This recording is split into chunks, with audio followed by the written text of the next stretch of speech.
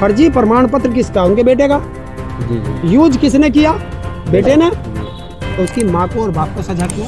आपने देखा होगा 2 जन्म तिथि जनरल वीके सिंह की भी थी, सुप्रीम कोर्ट में केस चला था। क्या हुआ? आज ही मुसलमान है, उनको मुसलमान होने की सजा मिली, और सबसे बड़ी सजा उन्हें इसलिए मिली कि उन्होंने रामपुर में जिन बच्चों के हाथ में चाकू छुरियां होती थी उन्हें कलम देने के लिए यूनिवर्सिटी बना दी। पूछना चाहता हूँ, आप फर्जी प्रमाण पत्र बता रहे हैं, मुझे तो पता नहीं क्योंकि मैंने तो बनवाया नहीं था। जी जी फर्जी प्रमाण पत्र किसका? उनके बेटे का। जी जी यूज किसने किया? बेटे ने। जी तो उसकी माँ को और बाप को सजा क्यों? क्यों? और वही 2 जन्म तिथि की तो बात है। जी जी यही तो बात है। आपने देखा होगा 2 जन्म तिथि जनरल वीके सिंह की भी थी, सुप्रीम कोर्ट में केस चला था। क्या हुआ? जन्म तिथि हमारे प्रदेश के प्रधानमंत्री खान जी मुसलमान हैं, उनको मुसलमान होने की सजा मिली, और सबसे बड़ी सजा उन्हें इसलिए मिली कि उन्होंने रामपुर में जिन बच्चों के हाथ में चाकू छुरियां होती थी उन्हें कलम देने के लिए यूनिवर्सिटी बना दी। आपके इस बयान से साफ साफ नजर आ रहा है कि न्यायपालिका और सरकार की मिली भगत से आजम खान जी को न्यायपालिका नहीं है, सरकार की गलती है। सजा तो जज नहीं दी। अरे तुम्हें एक चीज पता है, हम लोग कहते हैं ना कानून अंधा है। जी जी तो जो तुम सबूत रखोगे, जी जी न्यायपालिका तो सबूत के आधार पर चलेगी ना, नहीं वर्बली नहीं चलती। तो जो तुमने उसे सबूत बार बार रखे, उन्हीं पे उन्होंने निर्णय दे दिया। आपको क्या ये लगता तो सरकार का काम था। आपको लगता है कि क्या उनको आपको हाई कोर्ट से आपको रिलीफ लगता है कोई Z+ सुरक्षा में रह करके शराब का ठेका लूट ले? लगता है? जो 10 बार विधायक रहा हो, सांसद रहा हो, क्या वो शराब के ठेके से 14-15 हज़ार रुपये लूटेगा? वो और उसकी पत्नी जो असिस्टेंट प्रोफेसर तक रही हो, क्या वो बकरी चोर होगा? क्या वो भैंस चोर होगा? क्या वो किताब चोर होगा? तो ये मुस्लिम होने के कारण, और सबसे बड़ी बात कि वहाँ के रामपुर के नवाबों को चैलेंज, उन्हें हरा के आए थे वो। आपको इसी बेस पर लगता है कि उनको मतलब राजा महाराजा को ललकारा था वहाँ के? ललकारा नहीं था, उन्होंने जनता को न्याय दिलाने की बात करी थी, जनता ने उन्हें जिता करके भेजा। और जब आज मान लीजिए मेरा वर्चस्व चलता है और कोई मुझे हराए तो मेरी ईगो हर्ट होती है, और वो ईगो हर्ट हुई। लेकिन सरकार की ईगो और ज़्यादा हर्ट हो गई कि वो मुखर होकर के बोलते थे, और उन्होंने रामपुर यूनिवर्सिटी बना दी। सरकार नहीं चाहती कि आपके गरीब बच्चों को पढ़ाई मिल जाए। अगर पढ़ाई मिल गई तो इनके झंडे कौन उठाएगा? अगर मुस्लिम कम्युनिटी पढ़ गई तो वो समझदार हो जाएगी। और देश में अनपढ़ों पर राज किया जाता है, पढ़ा लिखा सत्ता से सवाल करता है। तो सरकार नहीं चाहती, बीजेपी नहीं चाहती, RSS नहीं चाहता कि मेरे देश की जनता पढ़ लिख ले। इसीलिए सरकारी स्कूलों को ख़त्म किया जा रहा है और प्राइवेट स्कूलों की बाढ़ लाई जा रही है, ताकि पैसे वाला पढ़ सके और गरीब का बच्चा ना पढ़ सके। ये गन्ना किसानों का जो समर्थन मूल्य बहुत दिनों से बढ़ाया नहीं गया है, तो अब क्या लगता है वो सरकार क्यों नहीं बढ़ा रही है? ये उनसे पूछो कि जिन लोगों ने किसान भर रखा है और वो वहाँ बैठे हैं सत्ता में, क्यों जवाब नहीं देते वो लोग? कितना होना चाहिए, जैसे आप मांग करेंगे सरकार से, कितना होना चाहिए गन्ना किसानों का समर्थन मूल्य मिनिमम? स्वामीनाथन रिपोर्ट संपूर्ण रूप से धरातल पर लागू कर दो तो किसान का भला होगा। और नहीं कर सकते तो एक तरीके से कर दो, जिस तरीके से एक कर्मचारी की पेंशन बढ़ती है उस तरीके से कर दो। देखिए एक चीज़ है, आज मैं देश की जनता से आपके चैनल के माध्यम से कहना चाहता हूँ, एक सरकारी कर्मचारी जो बैठा है, कौन? IAS IPS बैठे हैं, उनको हर साल महंगाई भत्ता बढ़ के मिलता है। हैं? कहते हैं कि देश में महंगाई बढ़ गई तो इनको महंगाई भत्ता दे दो। 2-2.5 लाख रुपए तनख्वाह लेते हैं और फिर महंगाई भत्ता भी चाहिए। क्या महंगाई सिर्फ उन्हीं लोगों के लिए बढ़ती है जो गांव में मजदूर है, किसान है, उनके लिए महंगाई नहीं है?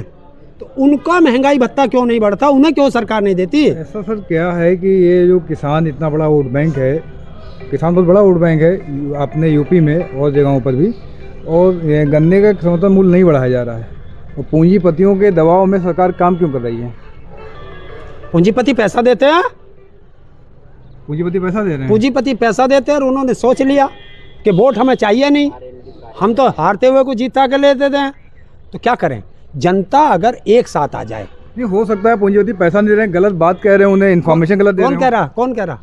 बलरामपुर चीनी मिल की एमडी का कहना ये है, जहाँ जहाँ वो जाती हैं, बलरामपुर जब चीनी मिल में गई हूँ तो कहा आपकी फैक्ट्री घाटे में है, तुलसीपुर गई तो बोली आपकी फैक्ट्री घाटे में है, बबनान गई वहाँ फैक्ट्री को घाटा बताया उन्होंने, जबकि सबसे ज़्यादा रेवेन्यू जनरेट करने वाली बलरामपुर चीनी मिल है। देखिए, अगर मैं हूँ और मैं अगर घाटे में हूँ तो मैं हवाई जहाज में कैसे घूम सकता हूँ?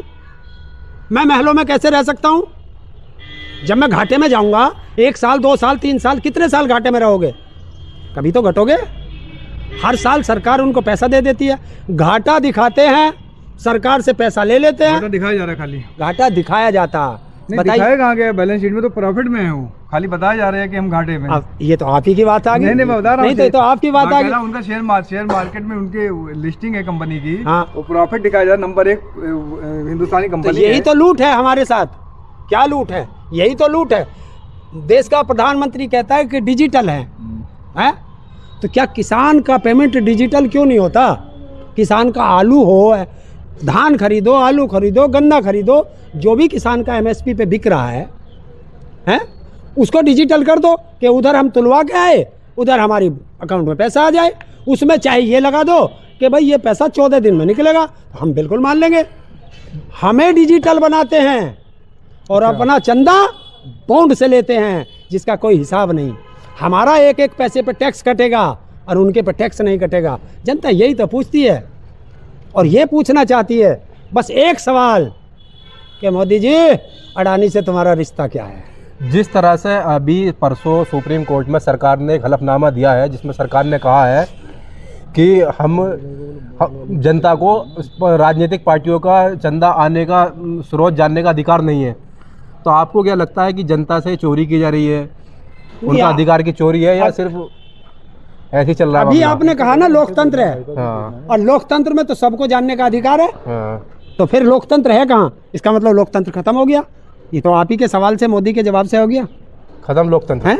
अगर लोकतंत्र है तो जब अगर मुझे तूने दिया 20,000, सरकार पता कर लेती है कि कहाँ से आए, इस पर टैक्स दो, और तुम्हारे पास जो हैं करोड़ों के चंदे आ रहे हैं और इतने ज़्यादा आ रहे हैं कि तुम सरकारें गिरा रहे हो, विधायक सांसद खरीद रहे हो खोके दे देकर, तो वो पैसा कहाँ से आ रहा? जिस तरह राजस्थान की सरकार 2000 यूनिट प्रति महीना किसानों को बिजली का बिल माफ़ कर रही है, उत्तर प्रदेश के अंदर देश की सबसे महंगी बिजली है किसानों के लिए, तो आपको नहीं लगता कि उत्तर प्रदेश से किसानों की बिजली का माफ़ होनी चाहिए?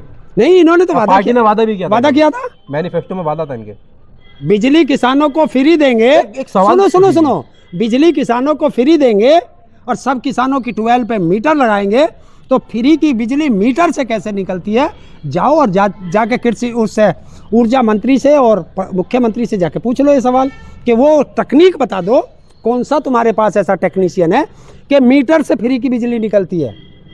नहीं, किसान यूनियन ने इसका विरोध भी किया था कि हम मीटर नहीं लगने देंगे, लेकिन सभी किसानों के यहाँ मीटर लगा दिए गए हैं। हमारे लगा दो, पश्चिम में जाओ, हम तो पाड़ के जमा करिए आए, कर दिए जमा, और क्या, हम तो जमा करिए आए। और जो भारतीय किसान यूनियन टिकैत से जुड़ा होगा उसका किसी का नहीं लगा मिले, हम तो पाड़ दें, पाड़ के जमा करके आते हैं वहीं, चोरी भी तो हो जा। एक सवाल ये भी है, जिस तरह ये सरकार मतलब चुनाव आने से पहले वादे करती है कि हम किसानों के कर्जे माफ़ कर देंगे, बिल जीरो कर देंगे, लेकिन सरकार बनने के बाद भूल जाती है, तो इनको किस बात का गुरूर है कि ये वादे भी पूरे नहीं करते और सरकार भी बना लेते हैं? देखिए, हमारे देश हिंदू मुस्लिम के नाम पर ही इलेक्शन चलता रहेगा? हिंदू मुस्लिम में अब कोई नहीं लड़ेगा, अब जातियाँ लड़ाएंगे, जातियाँ लड़ाएंगे, अब जातियाँ लड़ाएंगे, क्योंकि हिंदू मुस्लिम में बहुत हो लिया, अब नहीं होगा, अब ये जातियाँ को लड़ाना शुरू कर रहे हैं। और जब तक मेरे देश में शिक्षा का अभाव रहेगा, ऐसे चिरकुट नेताएं राज करेंगे, और जिस दिन शिक्षा पूर्ण हो जाएगी, चिरकुटों को देश में जगह नहीं मिलेगी। राजस्थान की सरकार ने गरीब किसानों के बच्चों के लिए CBSE इंग्लिश मीडियम स्कूल खोलने का ऐलान किया और खोल भी दिए हैं उन्होंने काफ़ी जिलों में, तो आपको भी लगता है कि उत्तर प्रदेश के अंदर भी किसानों के लिए ऐसी व्यवस्था होनी चाहिए? किसानों के नहीं, प्रदेश देश के अंदर हर बच्चे को शिक्षा और स्वास्थ्य फ्री होना चाहिए। फ्री होना और जिस देश में शिक्षा और स्वास्थ्य फ्री होगा वो देश तरक्की करेगा, और जिस देश में शिक्षा और स्वास्थ्य पर व्यवसाय होगा वो देश गड्ढे में जाएगा। और भारत इसीलिए गड्ढे में जा रहा है